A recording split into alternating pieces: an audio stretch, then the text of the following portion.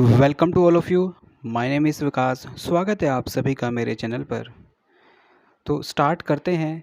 जैसे कि आप जानते हैं, ये जो वीडियो है उन लोगों के लिए है या उन बच्चों के लिए है जो अभी स्टार्टिंग में इंग्लिश शुरू से सीखना चालू कर रहे हैं, जिनको पढ़ने में प्रॉब्लम होती है, जिनको प्रोनाउंसिएशन उच्चारण में प्रॉब्लम होती है और उनको इंग्लिश से हिंदी बनाने में प्रॉब्लम होती है।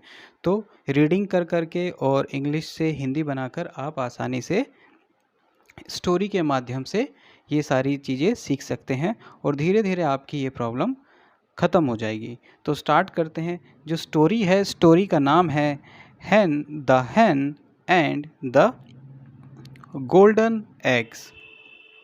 मुर्गी और सोने के अंडे। ठीक है। Once in a village there lived a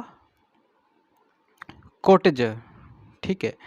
once एक बार, इन में, अ मतलब एक, विलेज मतलब गांव, देयर क्या है, यहाँ पर जो देयर है, देयर का वैसे तो मीनिंग होता है वहाँ, लेकिन यहाँ पर जो देयर है ये एक इंट्रोडक्टरी एडवर्ब है। यहाँ पर इस सेंटेंस में देयर का कोई भी मीनिंग नहीं होगा। ठीक है। लिव्ड रहता था, एक कॉटेजर, कॉटेजर मतलब झोपड़ी में रहने वाला। ठीक है। कॉटेज क्या होता है? कॉटेज होता है झोपड़ी, और कॉटेजर क्या हुआ? जो झोपड़ी में रहने वाला, उसको हम बोलेंगे कॉटेजर। विद साथ में, हिज अपनी, लेविश, लेविश का मतलब क्या होता है? फिजूल खर्च करने वाला। ठीक है। फिजूल खर्च करने वाली वाइफ के साथ, वाइफ मतलब पत्नी। ठीक है। अब इसको कन्वर्ट करते हैं। वंस एक बार, एक गांव में, एक बार एक गांव में एक झोपड़ी में रहने वाला अपनी फिजूल खर्ची वाइफ के साथ रहता था। ठीक है। They had a hen in their farm. They उनके पास थी, मतलब एक, हैन मीन्स मुर्गी, इन मतलब में, देयर मीन्स उनके, फार्म, फार्म मीन्स क्या होता है? जैसे जो खेत की जो ज़मीन होती है वहाँ पर फार्म बना लेते हैं। ठीक है। विच यूज टू ले गोल्डन एग्स। कन्वर्ट करते हैं इसको हिंदी में।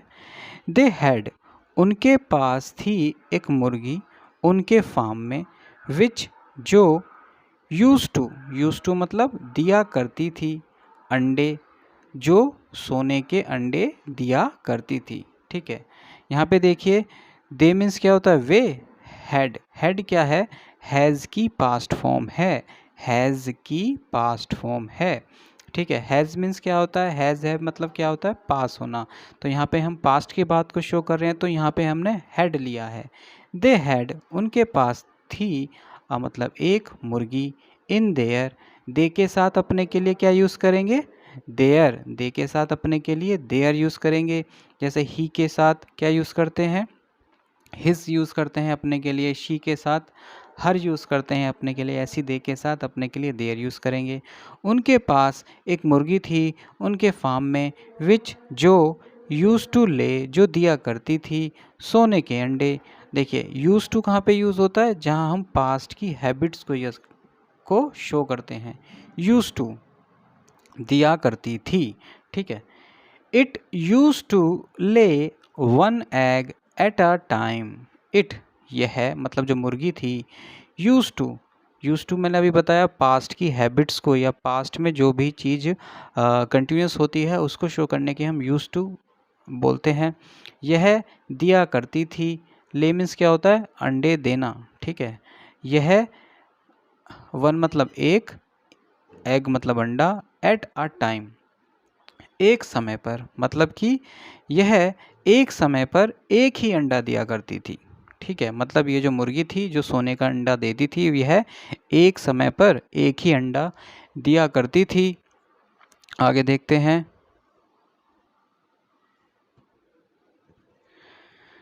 Due to the greed with a bad ambition. Due to मतलब क्या होता है? वजह से, है ना? वजह से, किसकी वजह से? लालच। ग्रीड मतलब क्या होता है? लालच। लालच की वजह से, ड्यू टू मतलब वजह से, ग्रीड मतलब लालच, due to the greed with a bad ambition. With मतलब साथ में, आ मतलब एक, बैड मतलब बुरा, बुरा या दुष्ट। एम्बिशन, एम्बिशन क्या होता है? अभिलाषा, ठीक है। एंड और a dirty desire of becoming more richer, ठीक है। अ डर्टी, डर्टी मतलब गंदा, ठीक है, या बुरा। डिज़ायर इच्छा, ऑफ होने की, है ना, की। बिकमिंग होने की, है ना, होना। बिकम मतलब क्या होता है? होना। तो बिकमिंग, बिकमिंग होने की। मोर ज़्यादा, रिचर मतलब अमीर, और ज़्यादा अमीर, ठीक है। अब इसको समझते हैं। ड्यू टू द ग्रीड, लालच की वजह से, लालच की वजह से, बुरी अभिलाषा के साथ।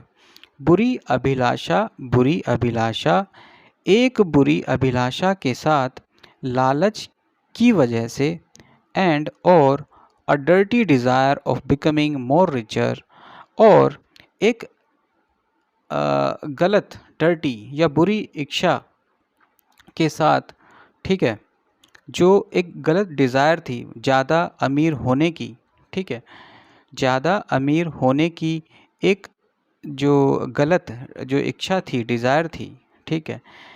To be wealthy and to make easy money, they supposed that the hen must contain a great lump of gold within it। समझते हैं। टू बी वेल्थी, टू मतलब लिए, बी मतलब होने के लिए, होने के लिए, वेल्थी मतलब और अमीर, धनी। वेल्थी मतलब क्या होता है? समृद्ध, मतलब समृद्ध, धनी। धनी होने के लिए, धनी होने के लिए, एंड और to make easy money, to मतलब लिए, मेक मतलब बनाने के लिए, इजी मतलब आसान, मनी मतलब पैसा, और आसान, आसानी से पैसा बनाने के लिए। दे सपोज्ड, उन्होंने, दे मतलब उन्होंने, सपोज्ड, सपोज मतलब क्या होता है? माना, ठीक है। हम कहते हैं ना सपोज करो, तो मतलब मान लो। तो उन्होंने माना, ऐसी कल्पना की, उन्होंने ऐसा माना, डैट कि the Hahn must contain, the हैन मतलब जो मुर्गी है, मस्ट मतलब जरूर, ठीक है। मस्ट से क्या मतलब है? जरूर। कंटेन, कंटेन मतलब क्या होता है? उसने धारण किए हुए हैं ना, उसके पास है, उसके पेट में है। Must contain a great, great मतलब, ग्रेट मतलब क्या होता है? विशाल भी होता है, बड़ा भी होता है, लेकिन ग्रेट का मतलब बहुत भी होता है। तो बहुत ज़्यादा, लंप मतलब ढेर सारा, लंप से क्या मतलब है? ढेर सारा सोना। विद इन इट, इसके अंदर, ठीक है। अब देखिए, टू बी वेल्थी, अमीर होने के लिए, धनी होने के लिए और आसानी से पैसा बनाने के लिए, उन्होंने माना कि जो मुर्गी है उसके पास है, उसके पास बहुत सारा, उन्होंने सोचा कि उसके पास बहुत सारा धन होना चाहिए इसके अंदर, ठीक है। उन्होंने ऐसा माना, ठीक है। मतलब अब वो लालची हो गए, वो डेली एक अंडा दिया करती थी, लेकिन उन्होंने सोचा कि इसके अंदर बहुत सारा सोना है, ठीक है, बहुत सारा सोना होना चाहिए। मस्ट जरूर होना चाहिए, ठीक है। मस्ट से क्या मतलब है? जरूर होना चाहिए, चाहिए, उन्होंने ऐसा माना। In order to accomplish their evil desire, in order, in order मतलब के लिए, टू लिए, अकम्प्लिश पूरा करने के लिए, देयर अपनी, एविल, इसको एविल नहीं पढ़ेंगे, इट इज़ इविल। इविल मतलब बुरी, दुष्ट, डिज़ायर इच्छा। दे किल्ड इट, दे मतलब उन्होंने, किल्ड मतलब मार दिया, इट मतलब इसे, किसको? मुर्गी को। इन ऑर्डर टू अकम्प्लिश पूरा करने के लिए, अपनी बुरी या दुष्ट इच्छा को, उन्होंने इसको मार दिया, किसको मार दिया? मुर्गी को मार दिया। Having done so, having done so, इसका क्या मतलब हुआ? हैविंग मतलब, having done so, so means क्या होता है? ऐसा। डन मतलब क्या होता है? करना। तो ये डन क्या है? मेन वर्ब की थर्ड फॉर्म है, ठीक है। फर्स्ट फॉर्म क्या होती है? डू, सेकंड फॉर्म होती है डिड, और ये क्या है? थर्ड फॉर्म होती है डन, ठीक है। हैविंग के साथ जब भी हम कोई काम पूरा कर लेते हैं, ठीक है, तो पूरा कंप्लीट कर लेते हैं, तो हैविंग डन सो, ऐसा करके, ठीक है। तो वो उन्होंने काम पूरा कर लिया, हैविंग डन सो, ऐसा करके। They found to their surprise that the hen differed in no respect from their other hens। ठीक है, समझते हैं। दे फाउंड मतलब दे फाउंड उन्होंने पाया, टू देयर सरप्राइज मतलब उन्होंने पाया, अपना आश्चर्य मतलब वो आश्चर्यचकित हो गए, ऐसा हम बोल सकते हैं। उन्होंने अपने आश्चर्य के लिए पाया, ऐसा तो नहीं बोलेंगे, हम बोलेंगे दे फाउंड उन्होंने पाया अपना आश्चर्य मतलब वो आश्चर्यचकित हो गए, डैट की द हैन मुर्गी, डिफर्ड मतलब डिफर्ड मतलब क्या होता है, अंतर, अंतर होना, इन नो रिस्पेक्ट किसी संबंध में, है ना। नो मतलब नहीं है, रिस्पेक्ट मतलब संबंध में, फ्रॉम मतलब से, देयर मतलब उनकी, अदर मतलब दूसरी, हैन मतलब मुर्गियाँ। ठीक है, वो क्या कहना चाहते हैं, मतलब क्या कहना चाहता है ये समझते हैं। उन्होंने पाया अपना मतलब वो उन्होंने पाया अपने आप को आश्चर्यचकित, उन्होंने पाया अपने आप को आश्चर्यचकित कि जो मुर्गी है वो किसी भी संबंध में उनकी दूसरी मुर्गियों से अलग नहीं है। ठीक है, उन्होंने क्या पाया कि उन्होंने सोचा, उन्होंने उसको मार दिया, उन्होंने उसका जो पेट को फाड़ दिया, अब उसको मार दिया, उन्होंने सोचा इसमें बहुत सारा सोना निकलेगा, लेकिन उन्होंने पाया, वो देखकर अब आश्चर्यचकित हो गए कि ये जो मुर्गी है वो अलग नहीं है उनकी जो दूसरी मुर्गियां हैं फार्म में उनसे। ठीक है, ये भी सेम उन्हीं की तरह थी। ठीक है, किसी भी संबंध में, रिस्पेक्ट मतलब उनके किसी भी संबंध में, मतलब रंग रूप या जैसे भी जो भी अंदर किसी भी अदर मुर्गियों के होता है, उस संबंध में वो उनसे बिल्कुल अलग नहीं थी, कहने का मतलब ये था। ठीक है, they did not find any eggs. ठीक है,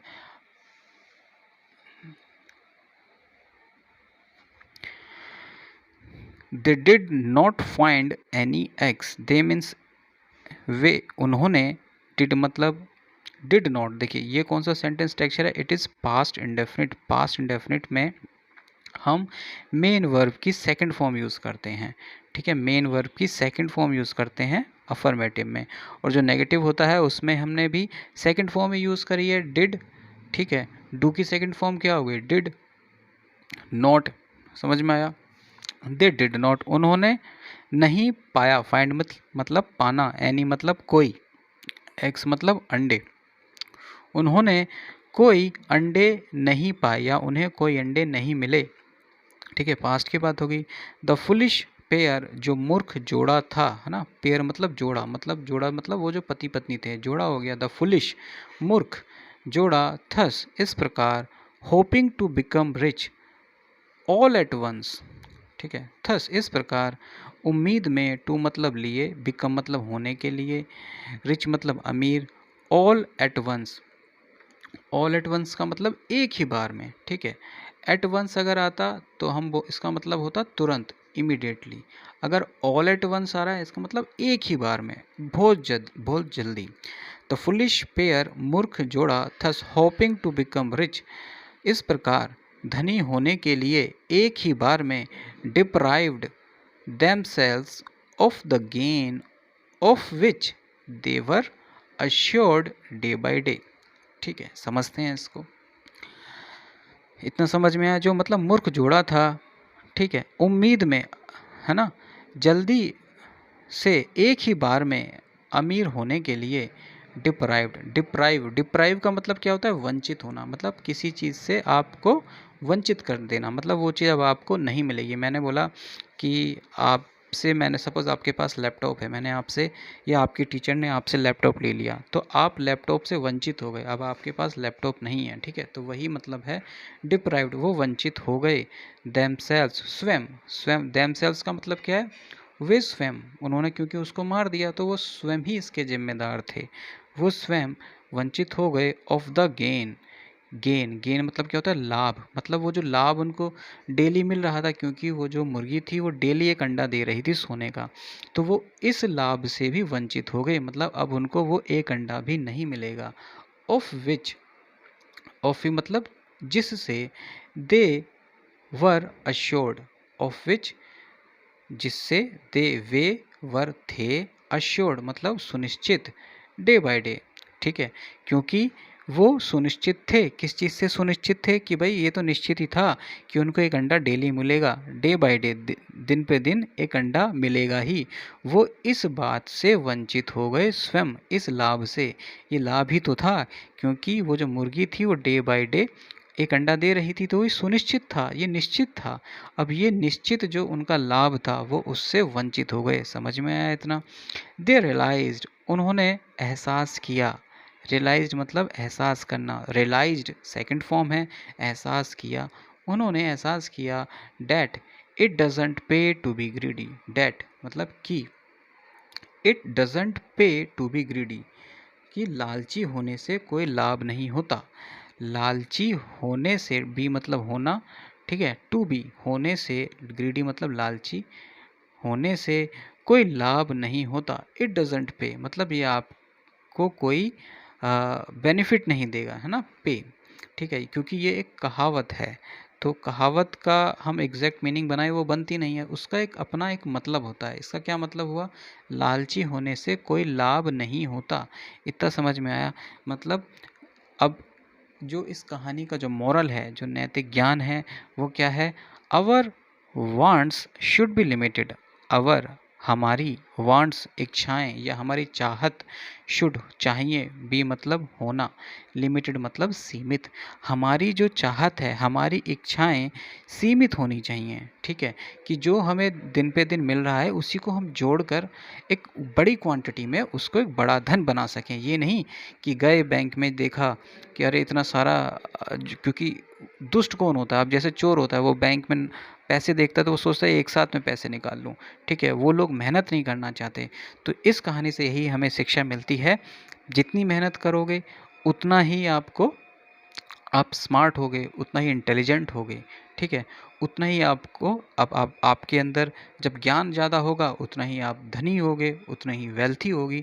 तो सबसे पहले ज्ञान प्राप्त करना ज़रूरी होता है, मेहनत करना ज़रूरी होता है, उसके बाद ही आपको धन या पूरी जो भी आपकी सारी जो चाहत हैं, इच्छाएं हैं, वो पूरी होती हैं, ठीक है। इस कहानी से हमें ये शिक्षा मिलती है।